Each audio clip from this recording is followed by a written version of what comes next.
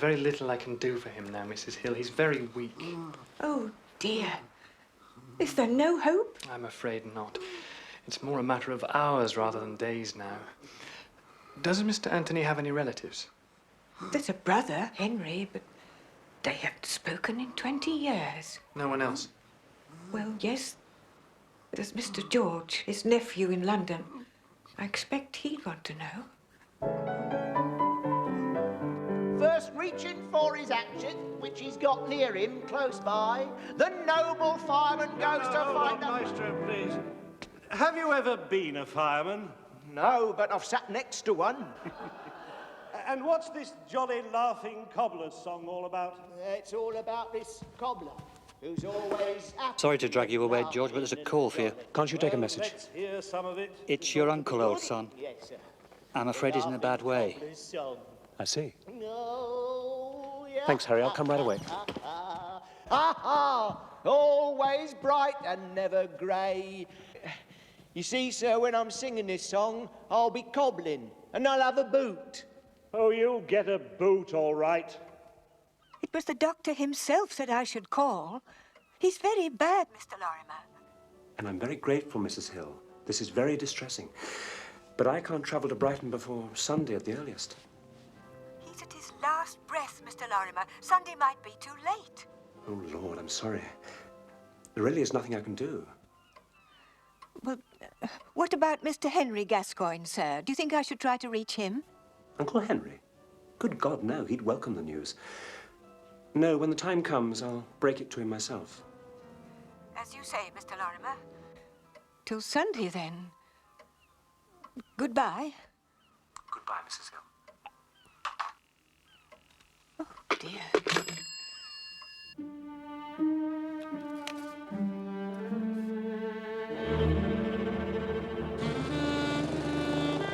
Following England's defeat in the first test at Trent Bridge, the selectors have made two changes.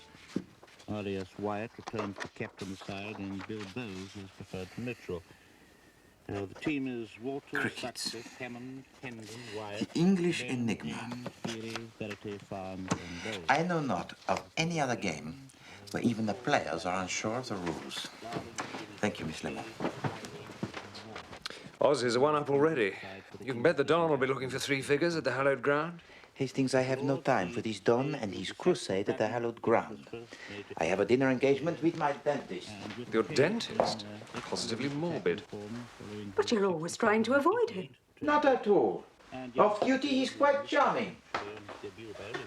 Besides, he likes to see the end product at work. For England, Bowes and Farnes, who returned to excellent figures of 5 for 102.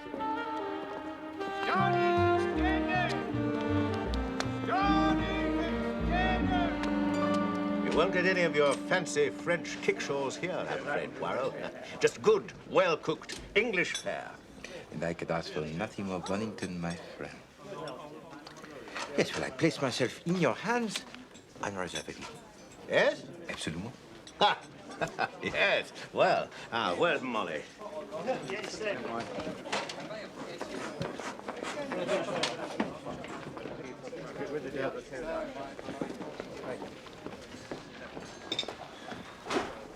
Good evening, sir. Molly. Now, what speciality have you for us this evening?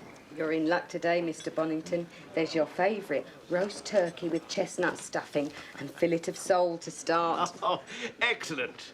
For both of us. Now, here is a girl who knows exactly what I like, Poirot. Well, I ought to know by now, sir, I'm sure. Do people always like the same thing? Mostly, sir. Though I'll tell you something odd. You see old Mr. Gascoigne sitting on his own over there? I'd say he'd been eating here since the old Queen died. Henry Gascoigne, a painter of some sorts, I'm told. Well, he's at that table every Wednesday and Saturday evening, never misses. Except last week, he arrived on Monday. Gave me quite a turn. An interesting deviation from habit. I wonder what the reason was. Well, I reckon he must have forgot himself. You know, he can't bear suet puddings or blackberries, and I've never known him take thick soup. Yet last Monday, do you know what he ordered? Thick tomato soup, steak and kidney pudding, and washed it all down with a blackberry crumble. Mon Dieu. And he was back again on Wednesday as usual, his old self again. Anyway, I mustn't stand here gossiping. She's a good girl, that. And she knows a thing or two about food. You know, I find that extraordinarily interesting. What? That old man's deviation from habit. No, the change in diet, you mean? Well, doctor's orders, I'd say. It's common enough. I think not. Unless, of course, he thinks the old man would benefit from indigestion.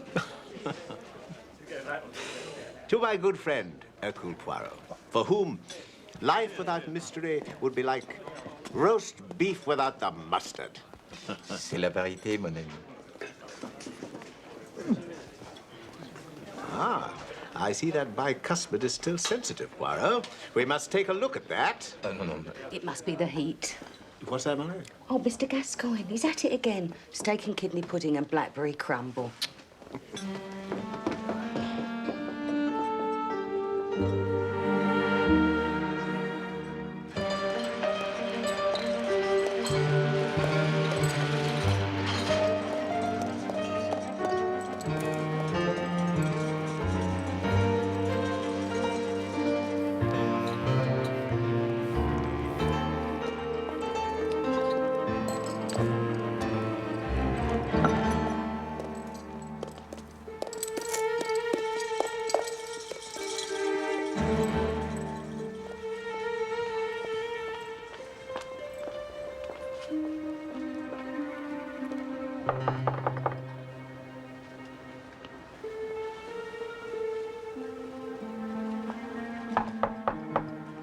Hello?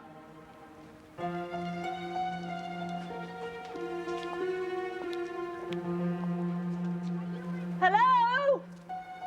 What's all the noise? It's his milk. It's been out here for 3 days. Dirty old devil. Hasn't had a bath since last pancake day either. Not a sound from inside. He might have taken ill.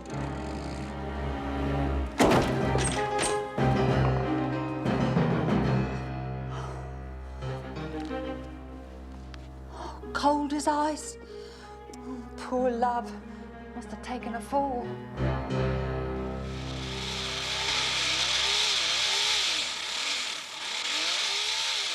Here's a funny thing, Poirot. Remember that old fellow we saw at Bishop's the other night? The one that Molly remarked on, about how he changed his diet. Try not to talk. Well, I'm afraid he's eaten his last blackberry crumble. Poor old chap's kicked the bucket. Seems when he got home that night, he fell down the stairs of his lodgings.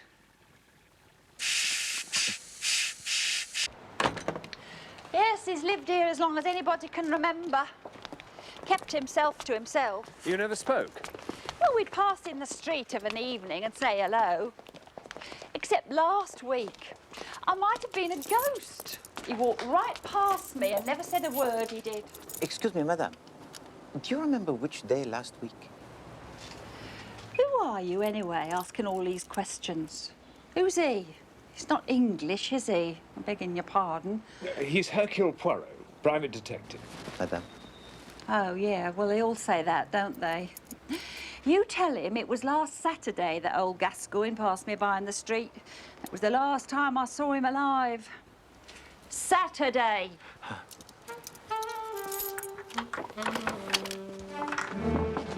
He was lying just here in his dressing gown and slippers. Shabby old thing it was.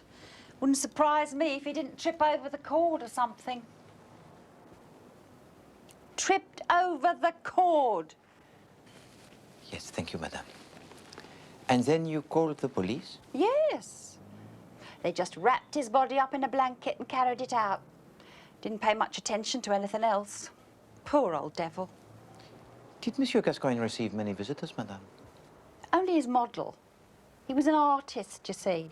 Ah. She's up there now. Thank you, Madame Molly.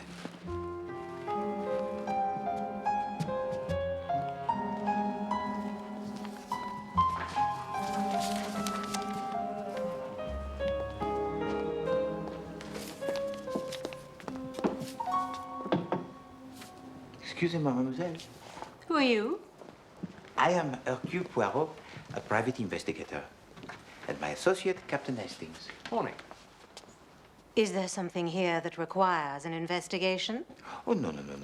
It's more a matter of professional curiosity, that is all. A small idea. Perhaps you can help us, mademoiselle. Is there any reason why I should? Is there any reason why you should not? My name is Dulcie Lane. I was Henry Gascoigne's model. What else do you want from me? Ah, but no, but that is most helpful. The bond between the artist and his model is legendary. Really? Oh, yes. But you would have noticed if his behavior had been in any way unusual. I doubt it. Painters' behavior is always unusual.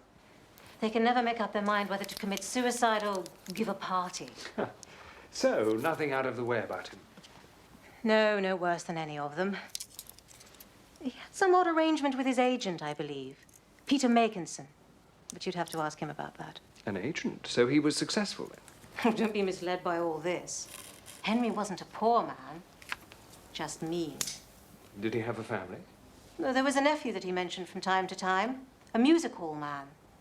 There was a brother, too, somewhere or other. Anthony. Yes, Anthony. But there'd been a falling out between them. He certainly never spoke of the man like a brother. Here.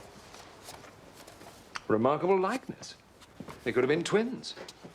Yes. 2 pins in a pot. This small idea of yours, what is it? Oh, it's simply a notion. I saw Monsieur Gascoigne on the evening of his death. I was told that his behavior had recently been, how do you say, uncharacteristic. But more than that, the mantle of life should fit like a well-tailored suit of clothes, no? But he did not hang so well on that old man in the restaurant. You see, mademoiselle, I cannot accept that the fall of Monsieur Gascoigne was accidental.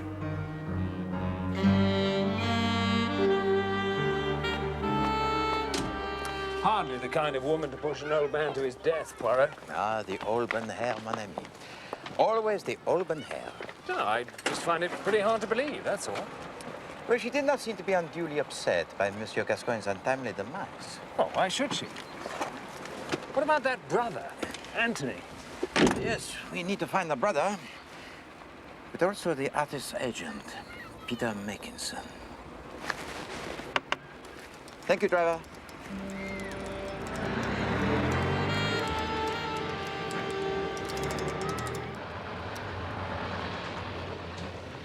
This is where the future of criminal investigation lies.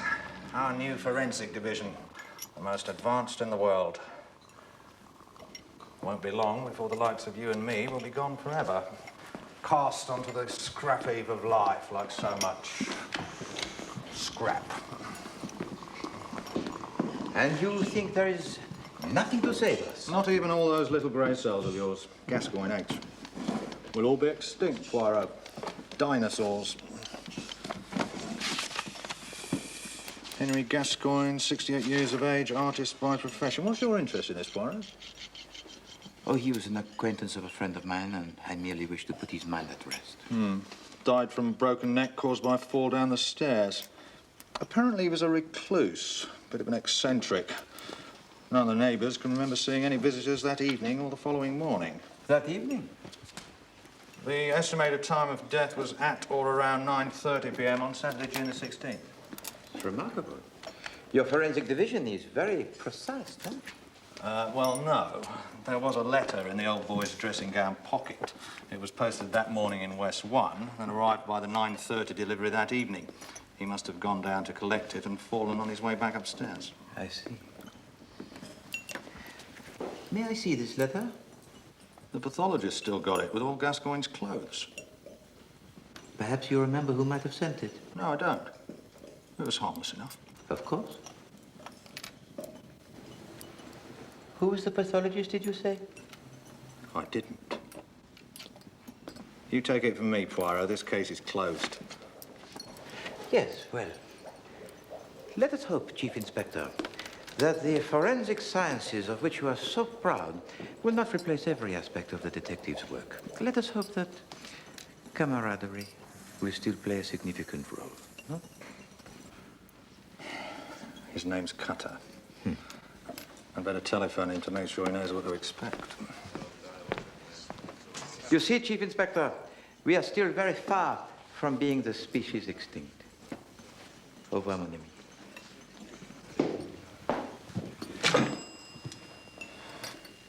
Strong-looking fellow. Had years in him, I'd say. Still got his own teeth. Gascoigne? And the cause of death was a broken neck? Yes. Second and third vertebrae here and here. You will also notice extensive bruising to the rib cage and to the arms and legs, consistent with a steep tumbling fall. Down the stairs, yes. Is it possible that Monsieur Gascoigne might have suffered a seizure of the heart or perhaps that of the brain? No, he simply slipped and fell. I see. I believe you were able to determine the time of death with some accuracy. It is never an easy task to ascertain the precise time of death. But this letter confirmed your medical evidence, huh? Yes. Gascoigne had been seen in a restaurant at about 7:30 that evening. Yes, I was there myself. And this letter arrived with the 9:30 Evening Post? Yes. An examination of the contents of Gascoigne's stomach revealed that he had eaten a light supper 2 to 3 hours before his death. So it all fits together nicely, no?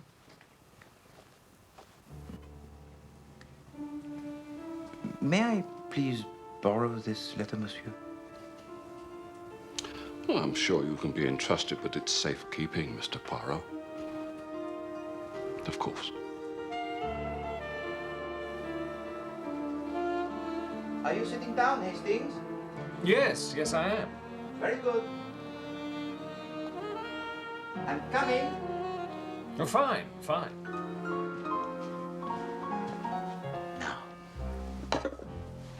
Hastings, this is a recipe of my mother. Rabbit, cooked in the style of Liège. Well, I bet it's better than rabbit cooked in the style of Hastings. Yes, that is quite funny, Hastings. However, when you are grown up, you will find that food is not really the subject suitable for the humor. There. Smells delicious. Bon. The aroma is the most important ingredient in any dish. No, Hastings. Use your spoon. That is the Liège way. To use the knife is an insult to the cook. It implies the meaty stuff. You're not eating? I unfortunately know my left bicuspid is still causing me the considerable discomfort.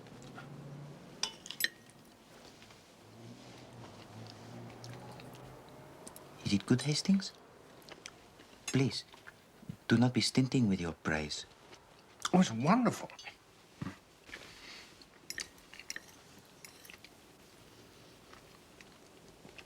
Tastes more, rabbity than any rabbit I've ever tasted. That is the juniper berries. Shall I give you some more sauce? No, not yet. What was in that envelope they found in old Gascoigne's pocket? Huh?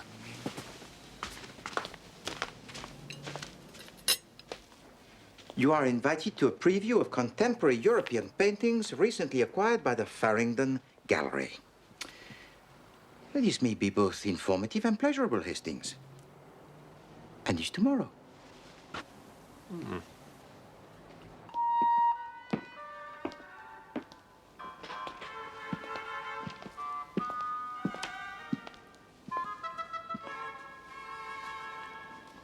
Man throwing a stone at a bird. Really? Which is which? Jean Miro, Hastings, an exponent of the surrealist vision. A work inspired by the dream, no? Yes, a man with a most individual imagination. Is there some way I can help you, gentlemen? My name is Makinson. Peter Makinson? The agent of Henry Gascoigne? Yes. What a tragic loss. I understand that your contractual agreement with Henry Gascoigne was an unusual one, monsieur. Unusual? Have you ever heard of an artist who wouldn't sell his paintings? Wouldn't sell? You mean not at all? Well, that must have made your work impossible. Oh, I could sell the smaller pieces, sketches and watercolors, but the oils were never to fall into the hands of the Philistines. His name for all collectors and dealers. So, no one actually owns a Gascoigne painting? We make gifts of some, gestures of friendship. I have a small collection, and Dulcie Lane, his model, has several works. But he was a man of few friends. And now, of course, after his death, his paintings can be sold. I imagine that would be so. And you, monsieur, you are free to sell your own collection, yes? Look, what is all this about? You're not a collector, are you? No, monsieur. I am Hercule Poirot, a private detective, and I am investigating the circumstances surrounding the death of Henry Gascoigne. I see. I see. Perhaps we'd better talk about this in my office.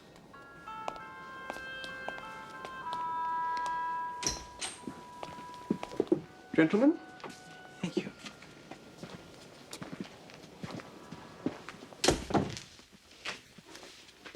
Ah, that is a picture by Monsieur Gascoigne, is it not?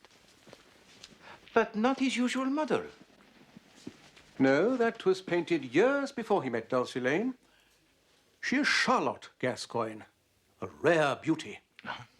His wife? No, Charlotte was married to Anthony Gascoigne, his brother.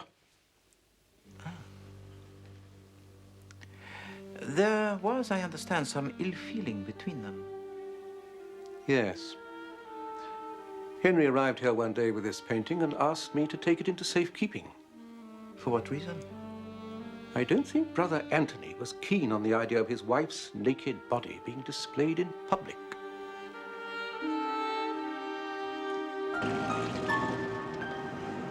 You know, the way I see it, Poirot, everyone stands to benefit from the old boy's death. Indeed, mon ami. His work was in demand, but unobtainable. His death will create much attention. Probably push the prices through the roof. Yes? Whoever is fortunate enough to own an original Gascoigne can expect to feather the nest, including Makinson and Mademoiselle Dulcie Lane. Unbelievable. No, mon ami. Even the closest acquaintances could be tempted. Well, they could have played for lunch. Lunch? England won the toss, went into bat, sucked Evan Hammond, were back in the pavilion before lunch. 78 for 2 at the end of the opening session. Chipperfield trapped them both. Lunch? Of course, Hastings, lunch. Don't you see? See what of it?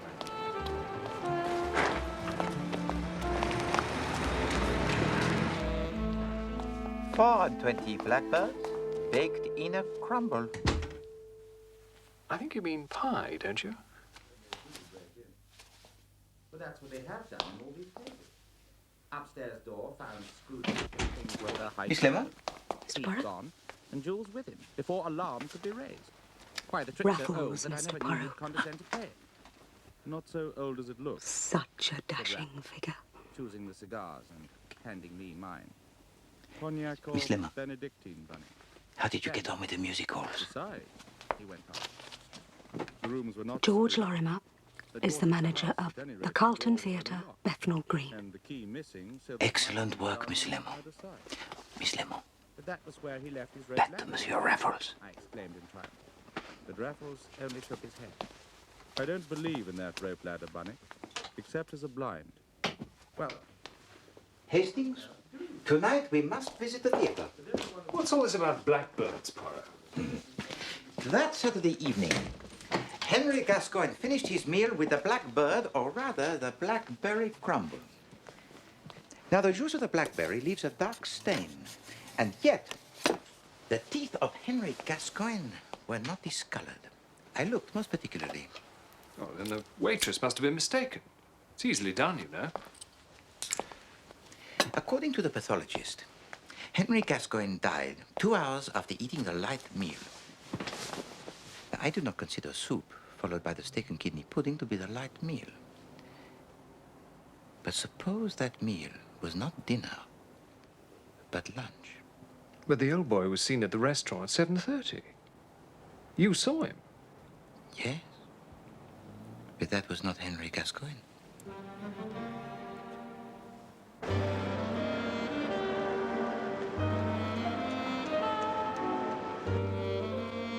That Saturday night, mon ami, I dined not with Henry Gascoigne, but with his murderer. Henry Gascoigne was already lying dead at the foot of the stairs. And the killer, disguised as the old man, was able to leave the scene of the crime without arousing suspicion. Not quite. He walked past the neighbor, Mrs. Mullen, without so much as a good day. But why take the old boy's place at the restaurant? To make it appear that Gascoigne was still alive. So the question is, who could imitate Henry Gascoigne? I vote for the brother. Well, Hastings, it would certainly take a long stretch of the imagination to see Miss Dulcie Lane in the white wig and the whiskers. Steady, Poirot. Hercule, gentlemen. Miss Lane. Next class, same time tomorrow. Oh, Mr. Robinson. Good afternoon, please.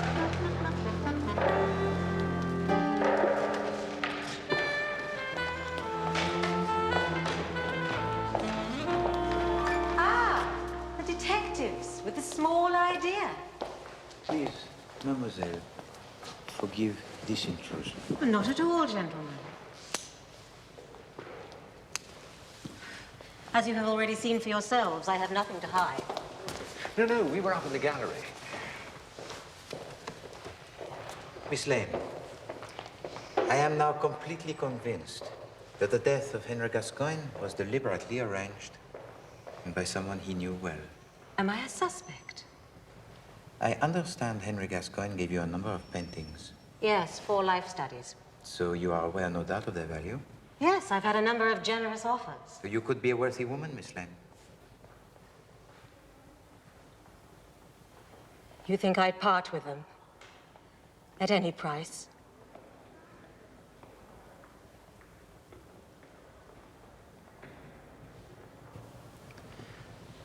Miss Lane, one final question. Henry Gascoigne's twin brother, Anthony, do you know where he might be found? No, I don't. Perhaps you should ask the nephew.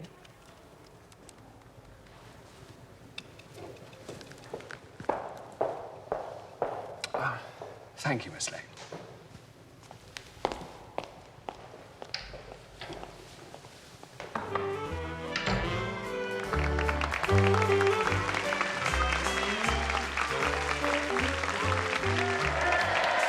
And now, ladies and gentlemen, it gives me great pleasure to introduce Mr. Tommy Pinner.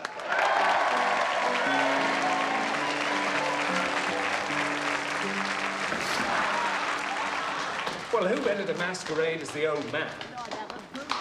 Then his twin brother. Yes, the idea seems most attractive, mon ami. I'll give you just one more chance. What else can you do? I sing a song. It's called Dinah Come and Hold My Hand. Dinah, come and hold your hand. Yes, sir. It sounds pathetic. And when it's over, Dinah comes out and holds me hand. Does she? Yes, sir. And that's the end. It certainly is. It's awful. Atrocious. Atrocious, sir? Yes. Oh. And the fireman, sir? Oh, that. Worse still. Oh, but, sir... Well, what now? Do you want a sword swallower?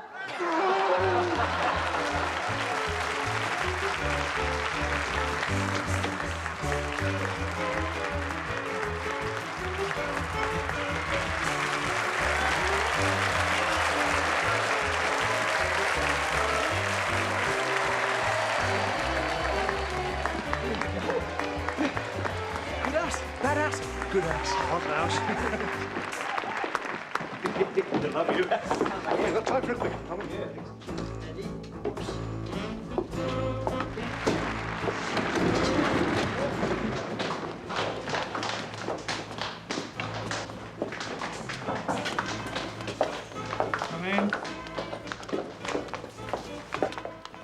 Monsieur Georges Lorimer? No, actually, I'm Harry Clark, George's assistant. He's not here tonight.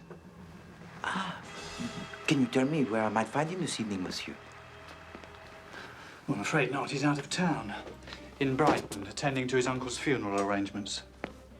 In Brighton? Yes, is there something wrong? No. C'est difficile, monsieur. You see, we were led to believe that Henry Gascoigne would not be buried until next week, and then here in London. Henry, you've got the wrong chappie. George was talking about his Uncle Anthony. Died last week. Anthony? Yes, funeral's tomorrow.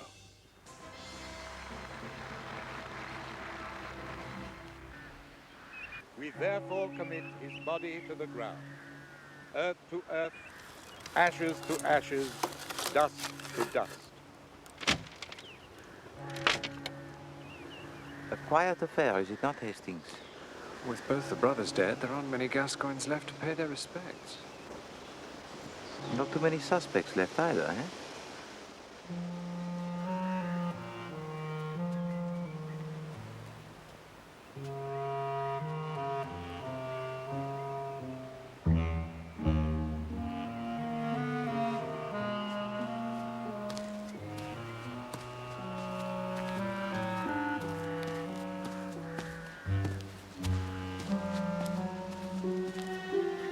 I'm Lorimer. George Lorimer, Anthony's nephew. Captain Hastings. Hercule Poirot, monsieur. Poirot? The name is familiar. Should I know you? Perhaps Henry Gascoigne might have mentioned me in passing. Ah, you knew Uncle Henry? I was an acquaintance, but many years ago. I only heard of the double tragedy last evening, and I felt the need to express my condolences to Mrs. Gascoigne and to yourself in person, monsieur. I'm sorry? Mrs. Gascoigne? Yes, the wife of Anthony. Oh, you mean Mrs. Hill, the housekeeper? She looked after him for years. Then Madame Gascoigne? Dead, yes. 10 years now. Marked the beginning of the end for old Anthony. He became a virtual recluse.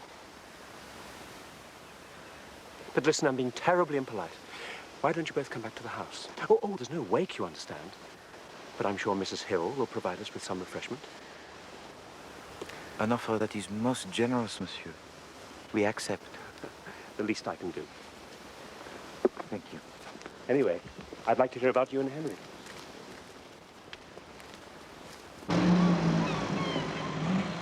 Henry's passion for painting once lit the small fires of my own imagination.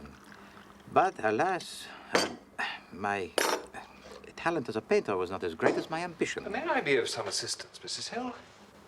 I can manage very well, thank you, sir. Thank you.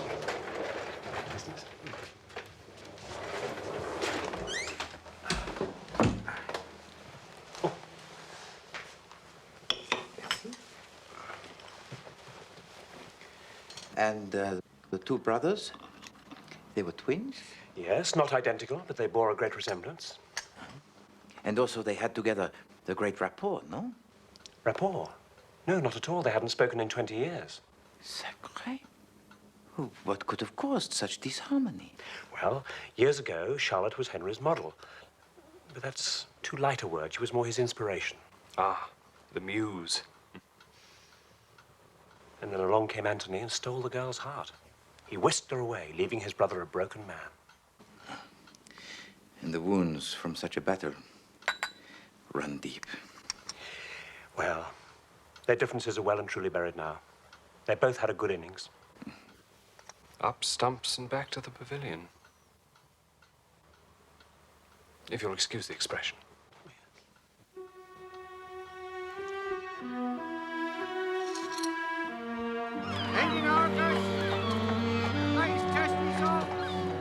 A most distressing time for you, madame. Nursemaid and companion I was. Cook and cleaner all those years. And then he goes, just like that. Not a thank you for all my trouble. Not a penny by way of remembrance. Not even a small legacy in the will for your services? There was no will. Hey, better up, baby, sir.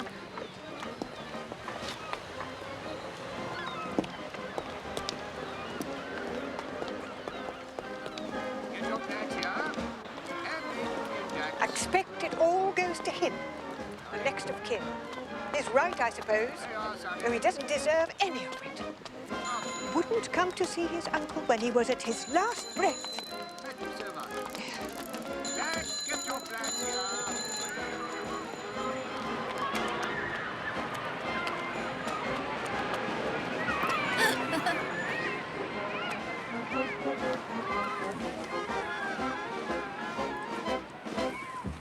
Mrs. Hill, could you please tell me, exactly when did Monsieur Anthony Gascoigne pass away? 1 in the afternoon, last Friday.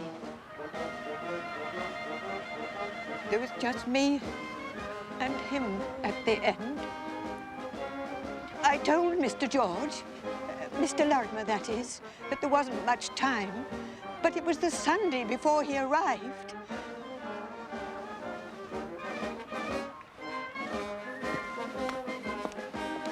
By tea on the second day, the Aussies are 63 without loss, chasing England's first innings total of 440. Leyland made 109 and Ames 120. You know, that's the first time a keeper's made a century in a test. Wonder if the weather will hold there. Hastings, the crickets. It occupies too many of your little grey cells. Mrs. Hill, thank you so much for giving us of your time. Would you like us now to walk you back to the house? No, thank you, sir. I just want to sit and listen to the band for a bit.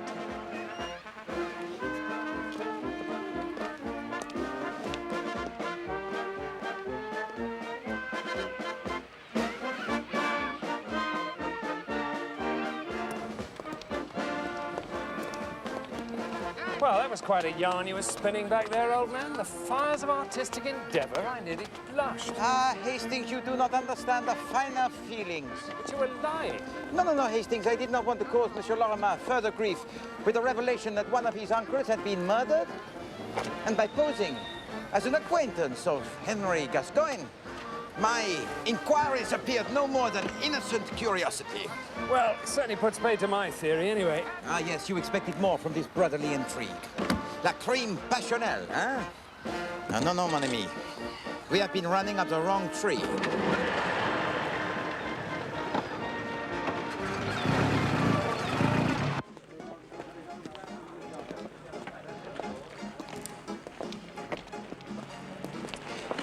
Twice every week, Henry Gascoigne walked from his house here to the bishop's chop house.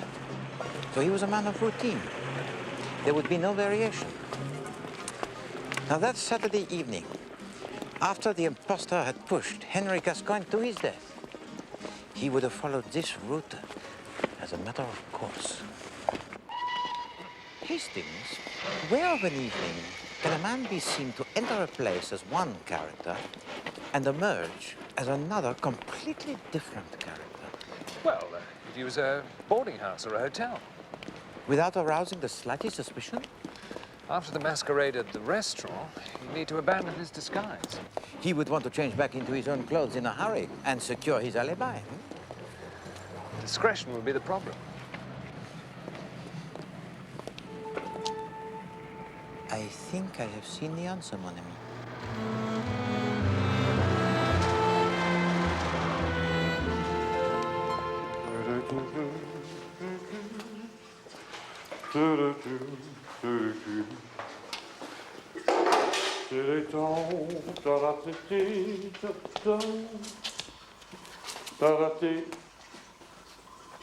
Well, if you're expecting a show or something, Governor, you've come to the wrong shop. I can assure you, monsieur, that I am in the right shop. Oh, don't you come the old ass here with me, Squire. I'm sorry, the old... Oh, I met your salt before. No, I do not think so. And if I mistake not, that beret you are wearing would suit better a man of an artistic calling. What's going on here? You are aware, are you not, that the withholding of evidence that might lead to the conviction of a known criminal is a most serious offense? What evidence? The yellow neckerchief worn by a man wanted for questioning in connection with the murder of Henry Gascoigne. There would also be the corduroy jacket with the trousers, a waistcoat with the berries, and a cane in a dark wood. The Waldo was just lying there, wasn't they? I wasn't going to throw him out and make a few bob with him down the lane. You have been diligent and honest, sir. I trust that this will compensate for the few bob you might have made.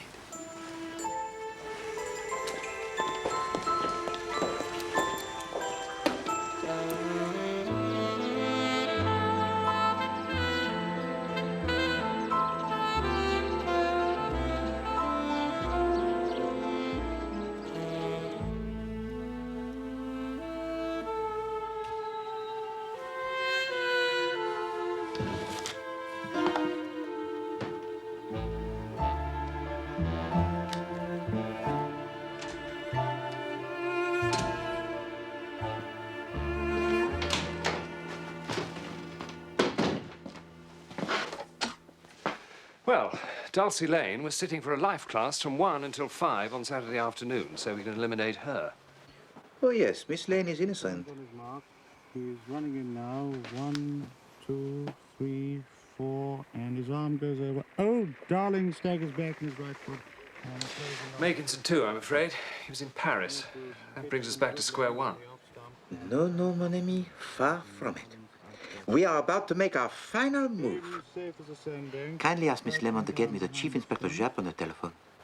A quicker ball this time. Oh, Darling miscues. The ball's in the air, and Sutcliffe's taken it. Simple catch, and Darling is out for naught. That's Verity's third wicket of the morning. Australia now 204 for 4.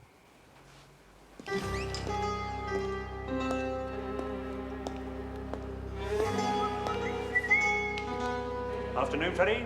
Hello, sir.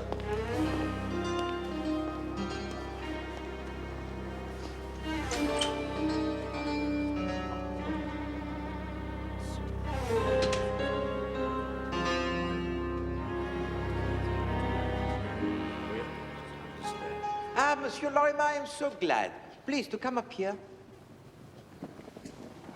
Poirot, what's going on? Who are your friends? Captain Hastings, of course, you know. And this is Chief Inspector Japp from Scotland Yard. We have reason to believe, Mr. Lorimer, that your uncle's death was not an accident. Not an accident? Please.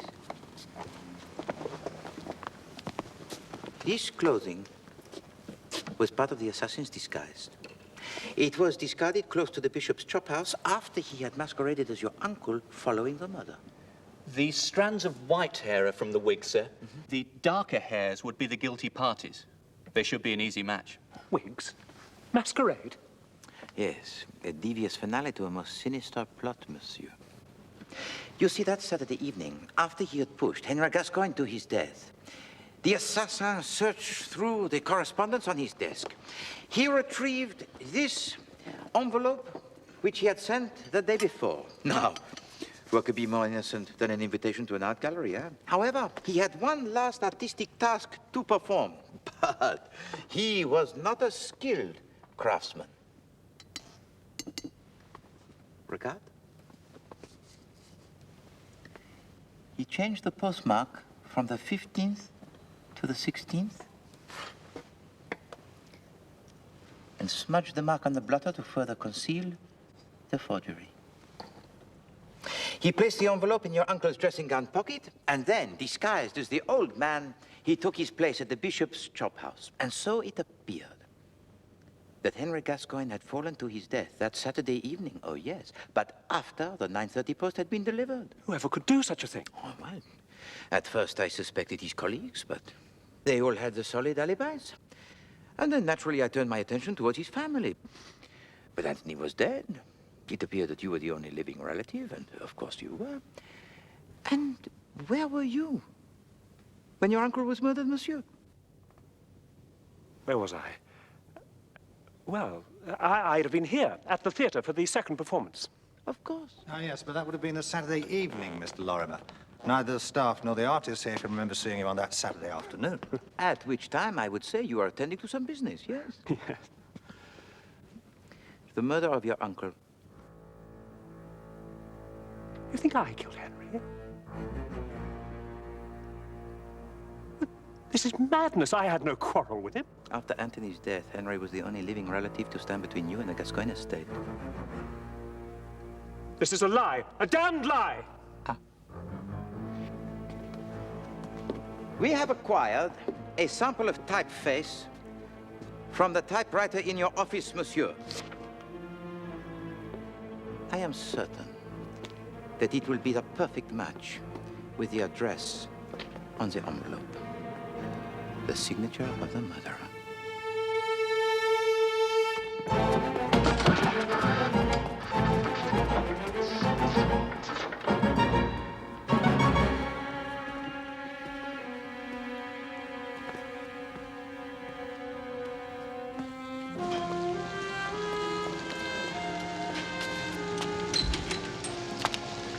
So it was the music hall act that made you suspect Lorimer? Well, it was a very good impression of an old man, and Lorimer must have seen it many times. Indeed.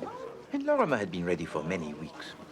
And when Mrs. Hill, the housekeeper, telephoned with word of Anthony's imminent death, Lorimer knew that all of Anthony's money would go to Henry Gascoigne because there was no will.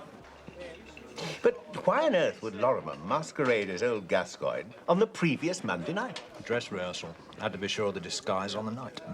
He nearly got away with it. Yes, but you cannot play Othello simply by blacking your face, eh?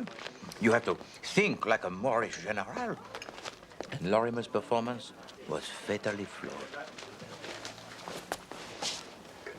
Hastings, suddenly you look very pale. Are you feeling unwell? The test, Poirot. Extraordinary. Listen. Verity takes 14 wickets for 70 runs on a day when England bowl out Australia twice to win the second test. 6 wickets in the last hour. And after the weekend rains, you are surprised, mon ami? Australians are used to hard pitches. The Lord's wickets would have been decidedly sticky, no? So it's not a day for the stroke play. No, it's a day for the art of spin bowling. And Hedley Verité is the greatest exponent alive. Bowling left arm, the leg breakers to the right-handers. He would have them marching through the long room in no time, eh? He has flight variation, the Chinaman. And the most deadly quicker ball that dips into a yorker. Oh, yes. On such a day, Monsieur Verité would consider, what, 14 for 70? A fair haul.